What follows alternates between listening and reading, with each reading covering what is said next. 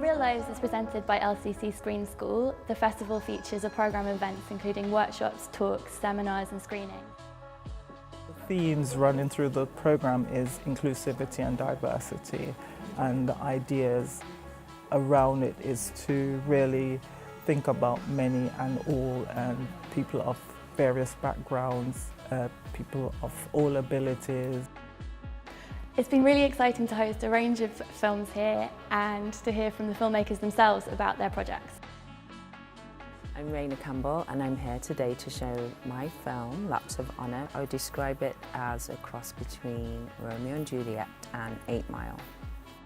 I'm here with a film that I made a long time ago called This Film Is Meant to Be About Stokely Carmichael, which is a film about being shit at being black and trying to be better at being black.